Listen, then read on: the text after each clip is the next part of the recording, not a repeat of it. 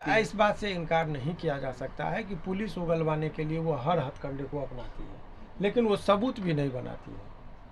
आपको ऐसा नहीं कि वो मार के सर फोड़ दिया जाता है, ऐसा चीज करेगी चूंकि जज साहब को उनको मतलब जवाब दरिया मार मारती है, ऐसा कहा जाता है, लेकिन व्यवहारिकता में नहीं करेगी तो लोग अनियंत्रित हो जाएगा। लेकिन वो किसी भी तरीके से आपको सच्चाई उगलवाने की काम करेंगे।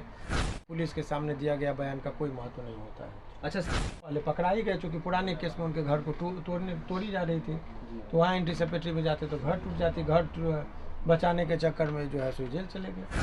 इससे पूर्व में उनके ऊपर जो अनुसंधान के दौरान जो रिकॉर्डेड चीज है उसके मुताबिक 9 केसेस था इनके। 9 देखिए, मेन आरोप इनके ऊपर है क्या, मूल आरोप को देखिएगा तो इनके पास है कि आपने एक ऐसे फर्जी खबर को प्रकाशित किया जिससे दो राज्यों के बीच में तनावपूर्ण स्थिति हो गई। मूल आरोप ये सभी एफआईआर का जिस्ट यही है। तो अभी हमारे साथ बिहार के सबसे चर्चित एडवोकेट शिवनंदन भारती जी मौजूद हैं। हर मुद्दे पे बेबाकी तरीके से सोशल मीडिया के पत्रकारों को अपनी राय देते हैं। तो अभी बिहार में एक मामला चल रहा है, सभी जानते हैं उस मामले को लेकर। तो हम लोग जानने का प्रयास करते हैं कि ये जो पुलिस से जुड़ी चीजें होती है, ये जो कोर्ट से जुड़ी चीजें होती है, उसको कैसे हैंडल किया जा सकता है। सर, अभी एक मामला चल रहा था मनीष कश्यप को लेकर, तो उसमें रिमांड की बात आ रही थी। तो सर, ये रिमांड होता क्या है, पुलिस रिमांड? देखिए, रिमांड 2 तरह का होता है जी। एक होता है जुडिशियल रिमांड, एक होता है पुलिस रिमांड। जुडिशियल रिमांड का मतलब समझिए कि जज के नियंत्रण में होता है, जैसे जेल जिसको आप बोलते हैं वो जज के डायरेक्ट नियंत्रण में होता है। और पुलिस रिमांड का मतलब कि पुलिस के कब्जे में होता है।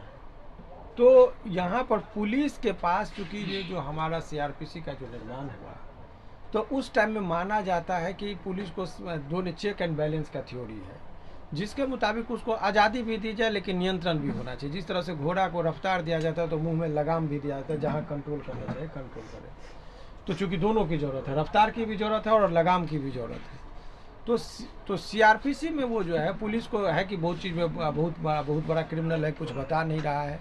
ऐसे परिस्थिति में यदि 24 घंटा तक पुलिस को रखने का, किसी को भी विदाउट परमिशन वो पुलिस चाहे तो किसी को भी पूछताछ के नाम पर 24 घंटा थाने में रखती है। इसके बाद यदि उसको कुछ रखना होता है आगे, तो इसके लिए उससे संबंधित जो थाना किसी कोर्ट के अधीन आता है, जिस कोर्ट के अधीन होगा उस कोर्ट में जाके वो वहाँ के जो जज साहब होते हैं, जिसको हम लोग जुडिशियल मजिस्ट्रेट बोलते हैं लीगल टर्म में, तो सीजीएम साहब होंगे, उसके पास जाके ये अपना प्रेयर करते हैं कि हुजूर इसमें जो है सो हमको और बहुत दिनों तक इनको रखने की ज़रूरत है। मैंने चूँकि इनको फिजिकली मेरे पास, जैसे एक उदाहरण के तौर पर समझिए कि इस केस में मनीष कश्यप के केस में मोबाइल नहीं मिल रहा है जिस मोबाइल से अपलोड किया गया है। अच्छा। तो ऐसे परिस्थिति में पुलिस कह सकती है कि हमको मोबाइल ढूंढ ही रहेंगे तब बताएंगे, तो उस जगह पर लोकेशन पर जाएंगे तो मिलेगा। मान लीजिए दूसरे राज्य में जाने की ज़रूरत है तो हमको 24 घंटा नहीं 48 घंटा का वक्त चाहिए, तो इत्यादि। तो वो 24 घंटा तो ऐसे बने जो ओवरऑल जो है कि पुलिस के अधीन यदि वो व्यक्ति रहेगा तो टॉर्चरिंग का संभावना होता है। पुलिस डांटती है, फटकारती है, लोगों को सोने की व्यवस्था नहीं, तो छोटा सा हाजत वाला भी रूम होता है। जेल में बहुत आज़ादी होती है, जेल का मैनुअल अलग होता है, एक फील्ड होता है, घूमिए फिरिए, हर तरह के लोगों से बात कीजिए। लेकिन जब पुलिस कस्टडी में होते तो आप अकेले होते हैं। तो क्या वहाँ पर सर जब पुलिस रिमांड पे लेती है तो क्या मारती पीटती है, कुछ किसी टाइप का टॉर्चर देखिए, करती है? इस बात से इनकार नहीं किया जा सकता है कि पुलिस उगलवाने के लिए वो हर हथकंडे को अपनाती है, लेकिन वो सबूत भी नहीं बनाती है। आपको ऐसा नहीं कि वो मार के सर फोड़ दिया जाता है, ऐसा चीज करेगी चूंकि जज साहब को उनको मतलब जवाब दरिया मार मारती है, ऐसा कहा जाता है। लेकिन व्यवहारिकता में नहीं करेगी तो लोग अनियंत्रित हो जाएगा। लेकिन वो किसी भी तरीके से आपको सच्चाई उगलवाने की काम करेंगे। या बहुत लोगों को सादा पेज पर साइन करा लिया, बाद में कहा कि इनका स्वीकृति बयान है। इसीलिए इंडियन एविडेंस एक्ट में कहा गया कि पुलिस के सामने दिया गया बयान का कोई महत्व नहीं होता है। अच्छा सर, जैसे मान लीजिए कि एक दिन का रिमांड लेती है पुलिस या कोर्ट, तो उसके बाद फिर आप लोग जाते हैं मजिस्ट्रेट के पास लेके अभियुक्त को। उसके बाद फिर वो जो जांच एजेंसी है या पुलिस वाले जो है वो कहते हैं कि हमें और ज्यादा समय चाहिए। तो वो समय और ज्यादा क्यों लेते हैं, सबूत के लिए या किस वो चीज अधूरा रह गया। मान लीजिए सपोज कि आप कल्पना कीजिए कि झारखंड में कोई चीज है जी, 24 घंटा हमको जामे में हम फंस गए, गया में जाके जाम में फंस गए, पुलिस लेके जा रही थी, तो पुलिस के पास मजबूरी हो जाए कि वहां तक लेके जाना था, यहाँ जाम में ही 24 घंटा बीत गया उसका।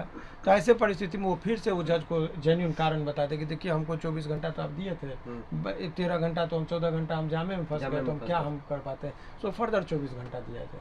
तो वो हर केस की अपनी परिस्थिति होती है, उस परिस्थिति का एक्सप्लेनेशन देकर वो वहाँ से रिमांड पर ले सकती है। जी। अच्छा सर, एक चीज़ और पूछना चाहूँगा कि जैसे पुलिस रिमांड पे लेती है, फिर जो भी समय 4 दिन 5 दिन जो भी पुलिस को रिमांड मिलती है मजिस्ट्रेट की तरफ से, तो उसके बाद आगे क्या होता है सर? ये थोड़ा सा लोगों को आसान भाषा में समझाइए। देखिए, बहुत अच्छी बात है। पुलिस को अधिकतम रिमांड पर जो है सो 15 दिन का वक्त है कि वो रख सकता है, 15 डेज 167 में CRPC में वो प्रावधान है। अब सवाल है कि अनुसंधान में का मुख्य उद्देश्य, देखिए FIR हुआ, FIR के बाद पुलिस का मुख्य उद्देश्य होता है कि सच्चाई का पता करना और उसके सपोर्ट में कोई साक्ष्य को संग्रह करना। तो मान लीजिए कि मनीष पर इल्जाम ये लगा, सपोज एक उदाहरण दें, चूंकि इस केस के माध्यम से लोगों में जानकारी मिली, ये ज्ञानवर्धक है, इसलिए मैं मनीष का, चूंकि मनीष के केस पर बहुत सारे लोगों का नजर है, तो एक आसान भाषा में मनीष पर इल्जाम है कि इसने एक वीडियो बनाया और उस वीडियो को वायरल किया। अब सवाल, ये इल्जाम है तो ये सबूत साबित भी करना पड़ेगा पुलिस को कि आपने जो कह रहे हैं कि वीडियो बनाया, तो वीडियो किस मोबाइल से बना, वो मोबाइल चाहिए जी। उसको प्रकाशित कैसे किया, वो किस ईमेल आईडी से, उसका हमको डॉक्यूमेंट्स चाहिए। कौन आदमी शूटिंग कर रहा था, उससे बात करना चाहिए। कलाकार कौन था, उससे पूछताछ की जरूरत है। तो ये क्या हो गया, तो उसको हर जगह से साक्ष्यों का संग्रह करता है। तो वो व्यक्ति लीड देता है कि मैं फलना व्यक्ति से मान के चलिए कि वीडियोग्राफी करवाया, एक आदमी लाइट लेके खड़ा था, तो पुलिस कहाँ उसका घर है, तो चलो, तो पुलिस उसको लेके जाएगी। पता चला मुजफ्फरपुर का कोई व्यक्ति है तो वहाँ जाएगी पुलिस। कोई पता चला कि झारखंड का व्यक्ति था, उसका घर कहाँ है, तो वहाँ तक लेके तो वही रास्ता दिखाएगा। तो इसी सब वजह से पुलिस को एक शक्ति दी गई है कि आप जो चाहे तो अभियुक्त को रखिए। और अब लेकिन दोनों बातें, मजिस्ट्रेट साहब इतने जल्दी साहब नियम नहीं है, क्योंकि जानता है लेजिस्लेचर जो कानून बनाया है, तो उनको मालूम था कि पुलिस डायरेक्ट जो है सो इतना ऐसा थोड़ा है कि अपने गेस्ट के तौर पर उसको पेश करेगी। अभियुक्त है तो उसके साथ सोने का अलग व्यवस्था, कंबल दे देगा, और ये मच्छर काट रहा अलग मामला है।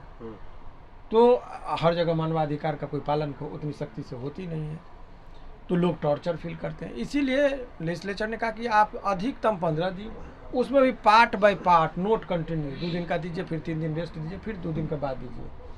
तो ये जो है सो CRPC की धाराओं में ये स्पष्ट वर्णन है उस चीज का, और इसी वजह से यही है जुडिशियल रिमांड का जो। तो सर पुलिस चार्जशीट कब जमा करती है? उस पूरे प्रकरण में उस व्यक्ति के खिलाफ जितने सबूत आ जाते हैं उसको वो जमा करते हैं जी। और उसके बाद में अपने पास संग्रह कर लिए, टाइम टू टाइम वो जमा भी कर लिए। उसके बाद वो पूरे में एक निष्कर्ष पर पहुंचे। मान लीजिए पता चला कि मनीष कश्यप के खिलाफ कोई सबूत नहीं है, तो वो पुलिस को क्या काम करेगी ऐसे परिस्थिति में, जो भी चीज़ को संग्रह किया वो बताएंगे कि देखिए इसमें इनके खिलाफ कोई सबूत नहीं मिला, तो चार्जशीट में लिखेंगे कि इनका मामला जो है सो असत्य प्रतीत होता है, इनका कुछ नहीं था। या सत्य प्रतीत होगा तो बताएंगे कि इनके खिलाफ ये सबूत आया, जिस मामले में इनके ऊपर ये मामला बनता है। तो चार्जशीट का मतलब समझिए कि उस केस का फाइनल रिपोर्ट, जिस तरीके से आप डॉक्टर के पास जाते हैं तो आपका खून पेशाब पैखाना का जांच करने के बाद एक रिपोर्ट आता है, उसके बाद दवा लिखी जाती है। तो ये अनुसंधान का जो लास्ट रिपोर्ट हुआ कि इनके खिलाफ ये चीज़ है, पूरा डिस्क्रिप्शन के साथ, अब उसके बाद जज साहब उस पर जो मर्जी हुआ अपना उनको लगा क्या मटेरियल है, लॉ पॉइंट पर डिस्कस होता है। तो चार्जशीट जो है किसी भी केस का फाइनल रिपोर्ट होता है। तो सर इन सब जो ये जो प्रक्रिया आप बता रही, इसमें कितना समय लगता है अधिकतम? वेरी गुड, ये भी बहुत अच्छा प्रश्न है आपका। चार्जशीट की जो प्रक्रिया है, यदि कोई अपराध जिसमें 7 वर्ष से अधिक का सजा का प्रावधान हो जी, तो ऐसे परिस्थिति में 90 दिन का उसको जी, तो अधिकतम समय है कि चार्जशीट आपको जमा कर देना। यदि अभियुक्त कस्टडी में है तो 90 दिन तक, मतलब 90 दिन में चार्जशीट में दे देना है आपको। और यदि वो उससे नीचे का प्रावधान है तो 60 दिन में, यानी 2 महीना। 2 महीना में यदि पुलिस इस केस में चार्जशीट नहीं होगा तो 1 सेकंड वो व्यक्ति जेल में नहीं रहेगा, तुरंत जज साहब को छोड़ना पड़ेगा। उनका भी मर्जी नहीं चलेगा, क्योंकि कानून है कि यदि 60 दिन में, हम लोग अनेकों लोगों का लेते हैं, 60 और 90 दिन का जो हमने क्राइटेरिया बताया, इतने दिनों के अंतर्गत यदि कोई व्यक्ति जेल में है और आप पुलिस चार्जशीट जमा नहीं करती है तो उस व्यक्ति को तुरंत में इमीडिएटली उसको छोड़ना चाहिए, क्योंकि माना जाता है कि अब इनके खिलाफ कोई सबूत पुलिस नहीं ला रही, इसका मतलब कॉन्कॉक्टेड है। उसको बेल नहीं कहेंगे ना सर? नहीं, वो उसको जो है वो डिफॉल्ट बेल कहा जाता है कि भाई उनको मेरिट पर नहीं बात है कितना इन्वॉल्व, कि इनके खिलाफ कोई नेता चार्जशीटें जमा नहीं हुआ। 167(2) CRPC के तहत जो है सो वो प्रावधान है, उसके तहत वो निकलता है। तो सर जैसे एक रेगुलर और अग्रिम बेल होता है, तो ये किस किस कंडीशन में होता है? बहुत अच्छा प्रश्न है आपका ये भी। देखिए, बेल 2 तरह का होता है सामान्यतः। तो एक होता है रेगुलर बेल, एक होता है एंटीसिपेटरी बेल। कोई आदमी पर, इसमें बहुत सारे लोगों पर केस हुआ जो जेल से बाहर है और बहुत लोग जेल में हैं, जैसे मनीष कश्यप जेल में है, राकेश तिवारी वगैरह हैं, वो लोग जेल में हैं। तो इन लोगों का जब हम बेल कोर्ट में मूव करेंगे तो उसको कहेंगे रेगुलर बेल, बिकॉज जेल से जिनको बाहर निकालना हो उसको रेगुलर बेल कहेंगे जी। और जो बाहर से ही बाहर बेल ले ले, जेल जाना ही नहीं पड़े, उसको हम लोग कहते हैं एंटीसिपेटरी। इनके केस में ऐसा क्यों नहीं हो पाया सर? क्योंकि ये एंटीसिपेटरी बेल फाइल ही नहीं किए। अच्छा, फाइल नहीं किए। और उससे पहले पकड़ा ही गए, क्योंकि पुराने केस में उनके घर को तोड़ी जा रही थी, तो वहाँ एंटीसिपेटरी में जाते तो घर टूट जाती, घर बचाने के चक्कर में जो है सो जेल चले गए। एक चीज पुरानी बात आई तो सर एक चीज बोलना चाहूंगा, जैसे कि अभी तमिलनाडु प्रकरण में जैसा जो बातें हो रही है कि वो एक तो वो केस हो गया, लेकिन बताया जा रहा है कि उनके ऊपर बेतिया में पहले से भी 5 या 6 मामले हैं। मैं कंफर्म नहीं हूँ तो मैं इसकी पुष्टि नहीं कर पाता हूँ। मैं आपको मैं जानकारी के लिए बता दूं कि इससे पूर्व में उनके ऊपर जो अनुसंधान के दौरान जो रिकॉर्डेड चीज है जी, उसके मुताबिक 9 केसेस था इनके। 9 जी 9। तो जैसे मान लीजिए कि ये जो तमिलनाडु प्रकरण में जो मामला है भ्रामक वीडियो फैलाने का, इस केस में बेल मिल जाता है। मेल देखिए, मेन आरोप इनके ऊपर है क्या, मूल आरोप को देखिएगा तो इनके पास है कि आपने एक ऐसे फर्जी खबर को प्रकाशित किया जिससे 2 राज्यों के बीच में तनावपूर्ण स्थिति हो गई। मूल आरोप ये सभी एफआईआर का जिस्ट यही है। तो पुराने वाले एफआईआर में भी यही है? नहीं, अभी का जो 3 एफआईआर हुआ जी, तो हमारे भारतीय संविधान में एक है कि एक अपराधी को एक अपराध के लिए एक ही बार सजा है, तो उसको हम लोग डबल जेओपार्डी का सिद्धांत कहते हैं। तो ट्रायल वगैरह में यदि वो तो बाद में होगा कि भाई 3 एक ही अपराध के लिए, मूल रूप से तो आरोप यही है। तो तमिलनाडु पुलिस अलग केस करे, बिहार पुलिस एक अलग केस करे, तो 2 जगह ट्रायल होगा जी। तो ऐसे परिस्थिति में अभियुक्त को रहता है कि वो न्यायालय के समक्ष जाए और अपनी केसों को एक साथ करवा ले। अच्छा सर, एक जो लास्ट पूछूंगा, क्या चार्जशीट के बिना जमानत दी जा सकती है?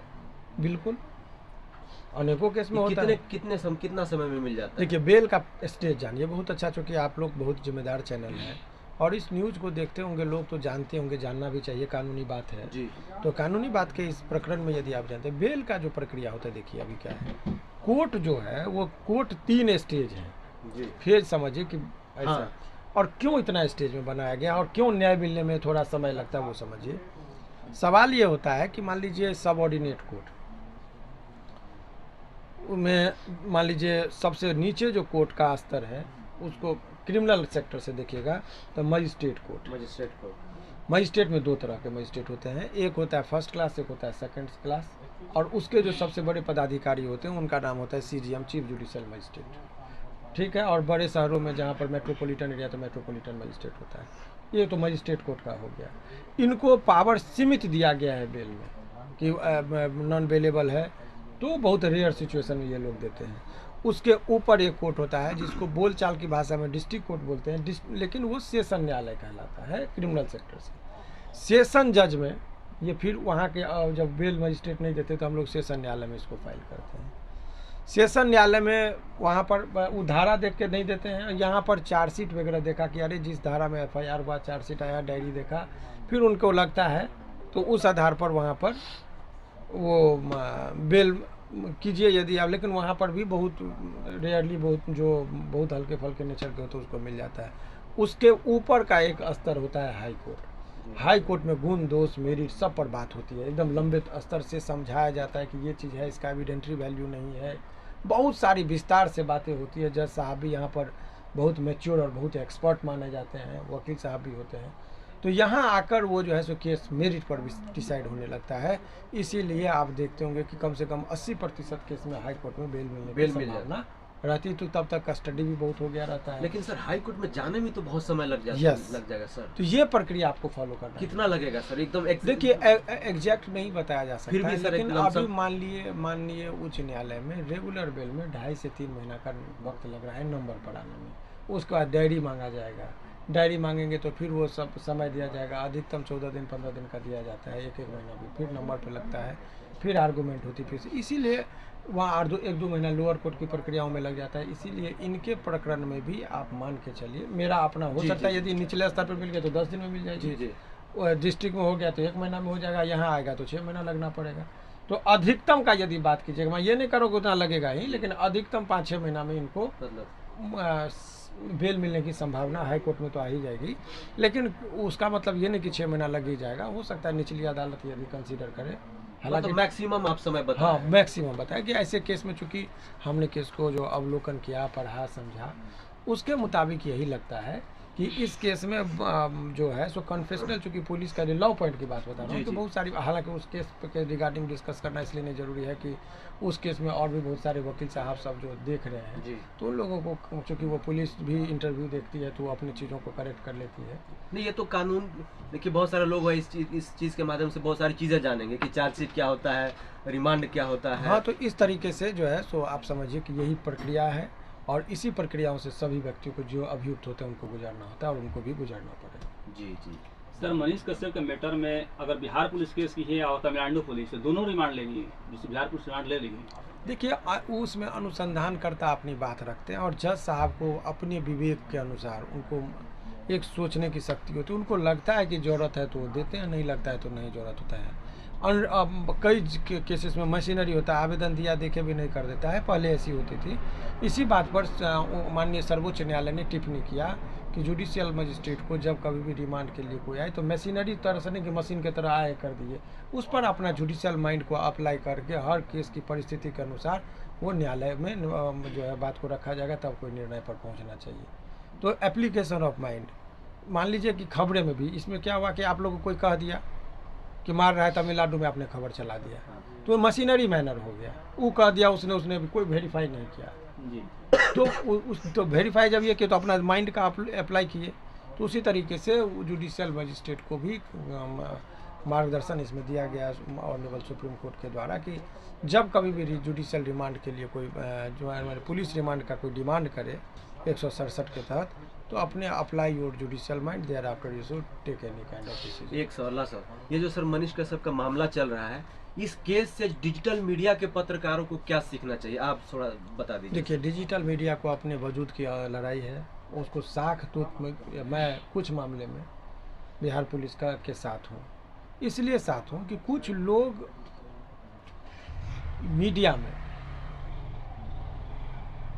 अपने मर्यादा को भूल जाते हैं। आप जब एक माइक देते हैं तो एक समाज के निर्माण में काम आना चाहिए, समाज का निर्माण की बात होनी चाहिए। ऐसे लोगों का इंटरव्यू जो समाज में जिससे कुरीति फैलेगी, लोग चला दे रहे हैं। मैं बड़े ही दावे के साथ कह रहा हूँ कि तेगलवा बाबा का न्यूज मैंने देखा, बड़ी घृणा हुई कि क्या लोग चला रहे हैं। मुझे उस दौर में लगता है कि कुछ गायक हैं, नाम नहीं लेना चाहूँगा, महिला सिंगर हैं, उसका वो गाली गलौज वाला वीडियो अक्षरशः चलाते हैं। भाई, आप मीडिया का सोशल समय, हर हाथ में मोबाइल है, जब घर में लोग देखता है तब तक गाली वाली बात आती है, बगल में बच्चे सुनते हैं, बुजुर्ग होते हैं, तो डिमोरलाइज फील करते हैं। फिर वो लोग क्या करते हैं, तो वो लोग, कुछ लोग व्यूअर्स के चाहत में इस मर्यादा को भूल जाते हैं कि किनका बयान चलाना है। किसी भी केस में यदि उसका वकील है, उनके बयान का चलाइए, यदि चलाएंगे तो फिर आपको नोटिस कोई दे देगा कि ये क्या कर रहे हैं। अभी इस केस में जो हो रहा है, मान लीजिए, तो लोग मेहनत नहीं करना चाह रहे। इस केस के संदर्भ में यदि पुलिस की तरफ से क्या कार्रवाई हो रही है, तो वो मुख्यालय से बयान जो जारी किया जाएगा उसी का मतलब, इसमें यूपी पुलिस का क्या महत्व है कि एगो आदमी चला गया रिटायर का, कोई उत्तर प्रदेश का पुलिस है तो उनसे मैं पूछ रहा है कि जानिए क्या होगा। तो भाई, लोग तो उतना टेक्निकल बात समझते नहीं, दर्शक, तो आप भ्रम पैदा कर रहे हैं। इसीलिए इस दौर में, आज के इस दौर में डिजिटल प्लेटफॉर्म का इस्तेमाल करते जो लोग भी न्यूज़ परोसते हैं, उनकी दायित्व बढ़ जाती है। कि अभी बिहार पुलिस ने भी कहा कि हम खबर चलाने से आपको नहीं रोक रहे हैं, खबर की पुष्टि कर लीजिए। खबर यदि आपको अच्छा लगे तो चलाइए, माने जो ऑथेंटिक है तो चलाइए, अदरवाइज आप नहीं चलाइए। और पत्रकार जितने भी होते हैं, यदि पत्रकारिता की धर्म की बात कीजिए, मीडिया लॉ पढ़ना चाहिए। उसके बाद पत्रकार के बारे में कहता है न पक्ष न विपक्ष, पूरी तरह से रहिए निष्पक्ष, तभी जाके आप एक निष्पक्ष पत्रकारिता। लेकिन बड़े ही दुख के साथ, दावे के साथ, दुख और दावा दोनों कह रहा हूँ कि चाहे वो नेशनल मीडिया हो, चाहे कुछ और मीडिया हो, आज के इस दौर में निष्पक्षता जो है वो उतनी नहीं रह गई, जिस वजह से इंडेक्स जो बना है पूरे वर्ल्ड में नीचे जाता जा रहा है। तो वो 124 से भी नीचे पैदान खिसक गया निष्पक्षता और निर्भीकता में। अब अपने लोग पीठ थपड़ा वाले की सबसे स्वच्छ, सबसे निष्पक्ष, सबसे निर्भीक, लेकिन आज के अभी मैं मनीष कश्यप का जिक्र हो रहा है कि उसने फेक वीडियो चलाया, इतनी कार्रवाई, इतना यातना, बहुत सारी चीज़ बातें चर्चाएं हैं। लेकिन मैं ये पूछता हूँ कि यहीं पर कुछ न्यूज़ चैनल के में मैंने सुना था, जब नोटबंदी हुई थी तो उस दौर में एक आया था कि 2000 के नोट में चिप लगा हुआ है। चीफ होगा। क्या कार्रवाई वो हुई? भी तो कुछ कार्रवाई नहीं हो, बिल्कुल। तो ये एक प्रश्न है जो है, लेकिन ये भी देखिए ये सैद्धांतिक बात है, लेकिन व्यवहारिकता में आप जानते हैं कि जिसकी लाठी उसकी भैंस। मजबूत दिया जो है जब तूफान आता है तो उसको बुता देता है, लेकिन घर में आग लगी हो तो उसको बढ़ा देता है। जी। इसीलिए भीड़ में जब आपकी कोई आवाज़ नहीं सुने तो अपनी आवाज़ को मत बढ़ाइए, अपनी औकात को बढ़ाइए, चुप भी रहिएगा, खामोश भी रहिएगा तो पेपर का हेडलाइंस बनेगा। तो यही सिद्धांत पर आप लोग भी काम कीजिए। जी। सर एक अंतिम सवाल, मनीष कश्यप पर अभी तक कितने केस चल रहे हैं? देखिए, आप लोग लिए इस पर इंटरव्यू चले गए मनीष कश्यप पर, लेकिन जानकारी के लिए बता दें कि अभी तक बिहार में 3 केस हुए हैं रिकॉर्ड। इससे पूर्व में 9 केस के अभियुक्त हैं, तो टोटल हो गया 1 दर्जन। और ऐसी खबरें हैं कि तमिलनाडु में भी 3 केसेस हुई है। उसका मैं पुष्टि नहीं कर रहा हूँ, लेकिन मुझे जो जानकारी है, क्योंकि उस केस को मैं अन्य लोगों का भी, उसमें बहुत सारे लोगों का नाम है, 26 को यूट्यूब का है, और बहुत सारे अभियुक्त बन रहे हैं। तो हम एडवोकेट हैं, तो हमारे पास बहुत लोग आते हैं, तो मैं उसमें केस को मैं बहुत सारे लोगों का देख रहा हूँ। इस आधार पर मुझे उस केस का फैक्ट को जानने की कोशिश जो कर रहा हूँ और आ रहा है रिकॉर्ड, तो उस आधार पर 3 केसेस उनके पास उधर भी हुए हैं। तमिलनाडु में तमिलनाडु में भी हुए कुल हैं। मिला के 15 केस हो गए।